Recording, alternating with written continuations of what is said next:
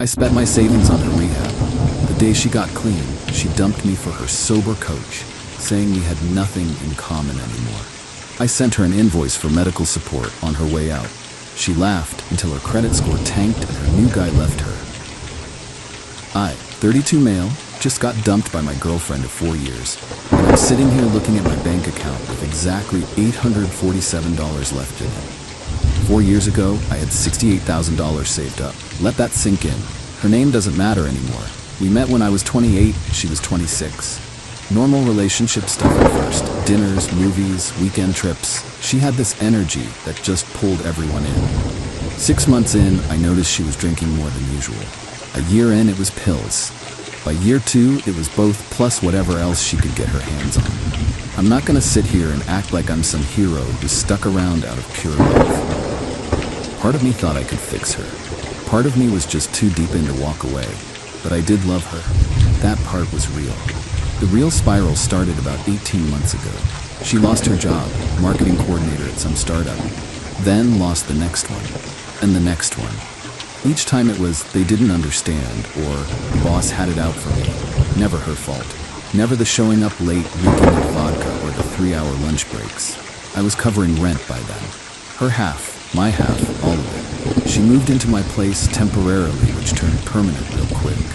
I made decent money as an HVAC technician, owned my own small company with 2 employees, but watching $2,400 go out every month just for rent, while she contributed nothing, started wearing on me. But here's the thing, I kept thinking she'd get better.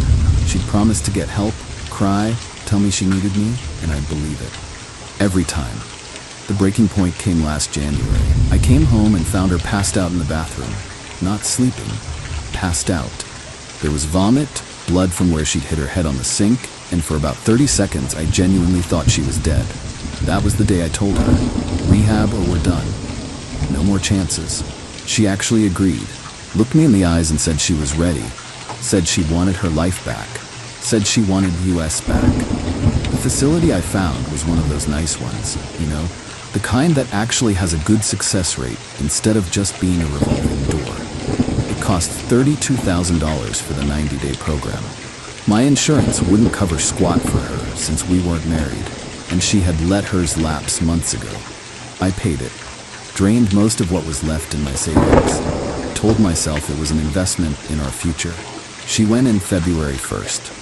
For the first month, I could only talk to her once a week on supervised calls. She sounded good though, hopeful.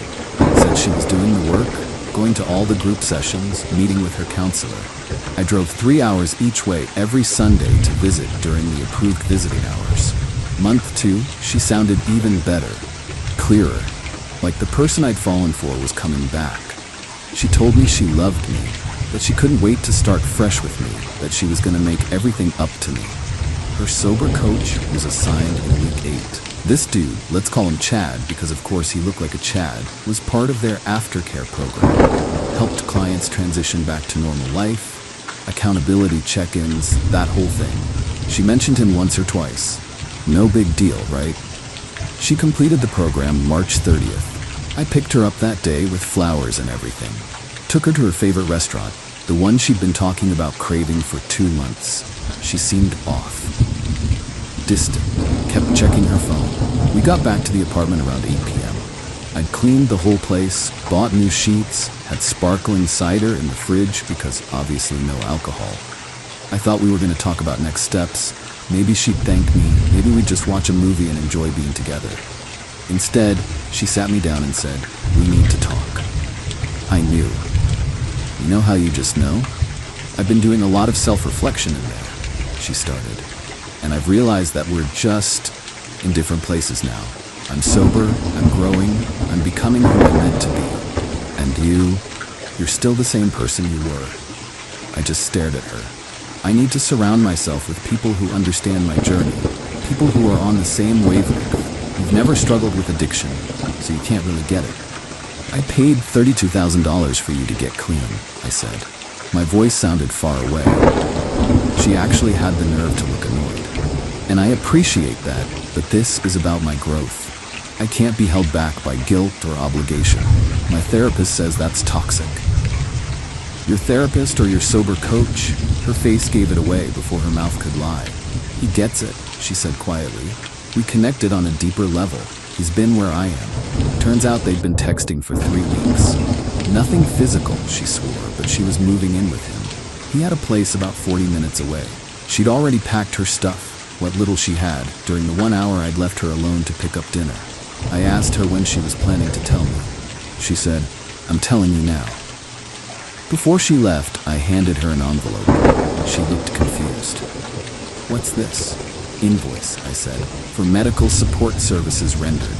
$32,000 for rehabilitation program, plus $28,000 for 18 months of living expenses, emotional support, and crisis intervention services. Total, $60,000. Payment plans available." She literally laughed, like threw her head back and laughed. "You can't be serious. That's insane. You can't just invoice someone for being in a relationship." "Read the fine print," I said. I'd spent the 3 hours she was packing with my buddy who's a paralegal. "You signed a financial responsibility agreement when you moved in, agreeing to split costs. You haven't paid rent in 18 months. The rehab money was a loan, verbal agreement with witnesses. My sister had been there when we discussed it, and you're now in breach of that agreement." Her laugh died. "This won't hold up anywhere." "Maybe not all of it, but some of it will. And even if it doesn't, I'm still filing.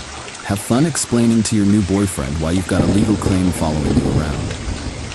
She called me a manipulative asshole and left. Didn't even take the invoice with her. Just left it on the counter. That was April 1st. Yeah, April Fool's Day. The universe has a sense of humor. I didn't hear anything for a week. Then my phone started going off. Update 1. 3 weeks later. So it's been 3 weeks since the breakup, and holy hell, things have escalated. First off, I actually went through with filing the claim. Took the invoice, all the receipts I'd kept, and thank God I keep receipts for everything, bank statements showing the rent payments I'd made solo, and the text messages where she'd promised to pay me back when she got on her feet. To a lawyer. Cost me $400 for a consultation and to have him draft an actual demand letter.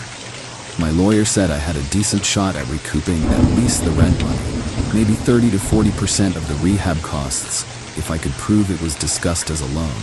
Not perfect, but better than nothing. The demand letter went out April 10th, certified mail, she had to sign for it. That's when her true colors really came out. April 12th, my phone started blowing up. Not from her, from her mom. 53 texts in 2 hours. I counted. The mom was going off. How dare I try to profit from her daughter's recovery? How dare I put a price on love? How dare I kick her while she's trying to build a new life? I was a narcissist, a financial abuser, a predator who took advantage of her daughter's vulnerable state. I replied once, I paid for her to get clean. She dumped me the day she got out for another guy. I'm recouping my losses. That's it. She sent me a voice memo, 8 minutes long, screaming about what a horrible person I was, how her daughter deserved better, how I was trying to ruin her fresh start. The irony of calling me horrible while defending her daughter, abandoning me after I spent my savings on her wasn't lost on me. I blocked the mom. Should have done it sooner. Then my ex started texting. Not apologetic texts, threatening ones. You're going to drop this, or you'll regret it. My coach knows lawyers. You don't want to go down this road. This is harassment, and I can get a restraining order. I didn't respond. My lawyer said not to engage, so I didn't. April 15th, tax day, another fun date. I got a call from my biggest client, commercial property management company that I'd been doing HVAC work for over 3 years. They wanted to discuss some concerns. Turns out my ex had called them, told them I was financially unstable and going through a mental health crisis, and they might want to reconsider using my services. She didn't have their number before, which meant she'd gone through my office files. During one of the times she'd stopped by to grab something she'd forgotten. My client was cool about it. Asked me what was going on. I gave him the Cliff Notes version. He said, "Sounds like you dodged a bullet." And that was that. But the fact that she'd tried to mess with my livelihood, that was a new low. I documented it. A screenshot of her number in my call log, the timeline, everything. Sent it to my lawyer. He added it to the file. April 18th, I found out through a mutual friend that she and the sober coach were posting all over social media about their beautiful new beginning and finding real love in recovery. There was even a photo of them at some recovery event, his arm around her, both of them smiling like they just won the lottery. The mutual friend sent me the photos. I didn't ask for them, but I looked. Not gonna lie, it stung. Not because I wanted her back, but because I'd given up so much, and this was what I got for it. But then, I noticed something in one of the photos. They were at a restaurant, a nice one, and she was wearing new clothes, stuff I'd never seen before, designer purse on the table. Meanwhile, I'd been eating ramen and eggs to rebuild my savings. April 22nd, her mom texted from a different number. Somehow got through before I could block it. You need to stop this legal nonsense. She doesn't have the money to pay you. You're gonna make her relapse. That one actually made me laugh. I'm gonna make her relapse? By asking for my money back after she ditched me? I blocked that number too. April 25th, the real fun started. I got a notice that my ex was disputing the loan claim. She'd hired a lawyer, wonder where she got the money for that, and was arguing that the rehab payment was a gift given freely within the context of a romantic relationship, and that she had no legal obligation to repay it. My lawyer wasn't surprised, said it was expected. We had our response ready. But here's where it gets interesting. My paralegal buddy did some digging, totally legal public record stuff, and found out that the sober coach, he'd been fired from 2 previous facilities for boundary violations with clients. Nothing criminal charged, but enough of a pattern that he couldn't work at legit places anymore. He was running his own private coaching practice now. No certifications, no licenses, just a website and a convincing story. I didn't do anything with that info yet, but I kept it in my back pocket. May 1st, exactly 1 month after she left, I got served with papers. She was filing a restraining order against me for financial harassment and stalking. Her evidence? The demand letter and the lawsuit. That was it. No actual stalking, no contact outside of legal channels, nothing. Just me trying to get my money back through proper legal means. My lawyer said it was an intimidation tactic and would get thrown out. He was right. Hearing was May 8th. Judge took one look at the facts and dismissed it. Told her that legal proceedings don't constitute harassment. She was there with the coach. He stood up and tried to argue with the judge. The judge shut him down real quick and threatened him with contempt. Watching that felt better than it should have. After the hearing, she tried to approach me in the hallway. The coach grabbed her arm and pulled her back, whispered something in her ear. She looked at me with this mix of anger and something else. Maybe regret? Hard to tell. I kept walking. May 10th, my lawyer called with news. We'd done a credit check on her as part of the lawsuit discovery process. Her credit score had tanked. She'd opened 3 credit cards in the last month, probably to pay for the lawyer and her new lifestyle, and was already maxing them out. One of the cards was in default. She'd missed the first payment. My lawsuit was now officially on record with the court, which meant it was showing up on her credit report as a legal claim against her. Even if I didn't win, it was sitting there, dragging her score down. I won't lie, that felt like a small victory. Update 2, 2 months later. It's been almost 3 months total now since she walked out, and if I told you how this has all played out, you'd think I was making it up, but I've got receipts for all of it. So last update, things were heating up legally. The restraining order got tossed, her credit was tanking, and she'd hired a lawyer to fight my claim. Here's what happened next. Mid-May, things went quiet for about a week. No texts from burner numbers, no contact, nothing. I should have known it was the calm before the storm. May 20th, I got a call from my insurance company. Someone had filed a claim saying I'd caused property damage to an apartment. Not my apartment, her new apartment with the coach. They said I'd broken in and destroyed personal belongings. I was at a job site 2 hours away when this supposedly happened. Had 3 witnesses, including my client, who could confirm I was there from 9 a.m. to 6 p.m. I gave the insurance company all the info, they investigated, and the claim was flagged as fraudulent within 2 days. But it gets better. When the insurance investigator pushed back and asked for evidence, my ex apparently said she'd made a mistake about the date. Then changed her story to say it was emotional damage, not physical. The whole thing fell apart. The investigator straight up told me this was one of the most blatant false claims he'd seen and asked if I wanted to pursue charges. I said I'd think about it. Added it to the pile of evidence my lawyer was building. May 28th, the coach reached out. Not through a lawyer, directly to my phone. No idea how he got my number since I'd changed it after blocking the mob. His message: "Hey man, I think we got off on the wrong foot. Let's talk this out like adults. She's really stressed about this lawsuit and it's affecting her recovery. You seem like a good guy. I'm sure we can work something out." I showed my lawyer. He laughed and said, "They're getting desperate. Don't respond." I didn't. June 3rd, I got served with another lawsuit. This time, she was suing me for emotional distress and defamation of character. Her claim was that by filing the lawsuit, I was publicly damaging her reputation in the recovery community and causing her severe emotional harm that threatened her sobriety. The dollar amount she wanted? $75,000. My lawyer called it a slap suit, strategic lawsuit against public participation. Basically, a BS lawsuit designed to drain my resources and get me to drop my claim. Two can play that game. We filed a motion to dismiss and a countersuit for legal fees and frivolous litigation. My lawyer was pissed on my behalf, which honestly felt good. It's nice when someone else is angry for you. While all this legal stuff was brewing, I heard through the mutual friend grapevine that things weren't going great in Paradise. The coach's private practice? Turns out he was running it out of his apartment and had maybe 4 clients total. Not exactly a thriving business. My ex had apparently thought he was more successful than he was.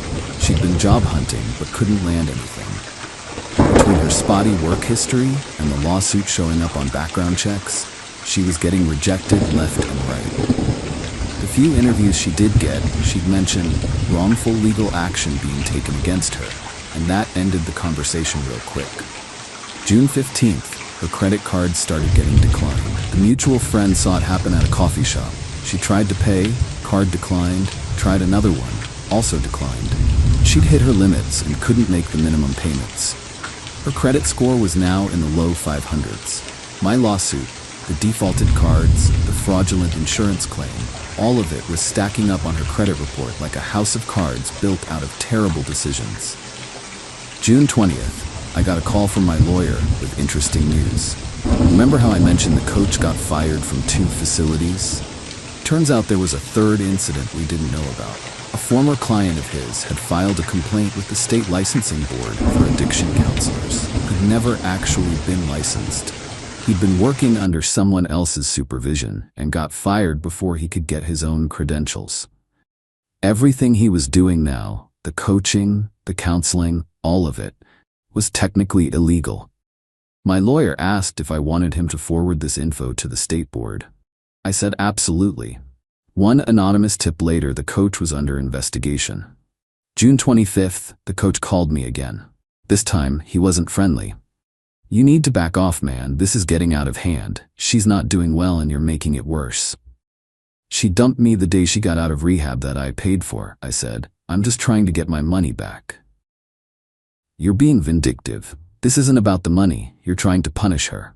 "If I wanted to punish her, I'd do a lot more than file a civil suit. I want my $60,000 back. That's it." "She doesn't have it. Then she shouldn't have accepted it in the first place." He hung up on me. July 1st, her slap suit got dismissed. The judge said her claims were baseless and awarded me $8,500 in legal fees. She had 30 days to pay. Spoiler, she didn't pay. July 8th, things started falling apart on their end. The mutual friend told me the coach and my ex were fighting constantly. Money was tight, she wasn't working, he wasn't making much, and now they had legal fees piling up, plus the $8,500 judgment against her. The state board investigation was moving forward. He'd been ordered to cease all coaching activities until the investigation concluded, so his income dropped to basically zero. July 12th, I got a text from a number I didn't recognize. "Please drop the lawsuit. I'm sorry. I'll pay you back, but I need time. Please." It was her. New number. I forwarded it to my lawyer. He replied to her with a formal settlement offer. $50,000 paid over 5 years, starting with $5,000 within 30 days, or we proceed to trial and I pursue the full amount plus legal fees. She asked for a week to think about it. July 18th, the mutual friend dropped a bombshell. The coach had kicked my ex out, told her she was too much drama and he couldn't risk his career, what was left of it, being associated with her anymore. The guy who'd been posting about beautiful new beginnings and finding real love had dumped her the second things got hard. Karma's a trip, isn't it? She moved in with her mom. The same mom who'd sent me 8-minute screaming voice memos about what a terrible person I was. July 20th, she accepted the settlement offer. Her lawyer sent over the agreement. $50,000 over 5 years, 6% interest, monthly payments of $900. If she missed 2 consecutive payments, the full amount became due immediately. I signed it. So did she. Final update. 4 months later. It's been about 4 months since the settlement was signed, and I figured I'd give you all a final update since so many people have been messaging me asking what happened. The first payment was due August 18th. It was late. Came through August 23rd with no explanation. I documented it, but let it slide since the agreement said 2 consecutive missed payments would trigger the full balance. September's payment was on time. October's was 3 days late. November's was on time again. She's been keeping up with it barely.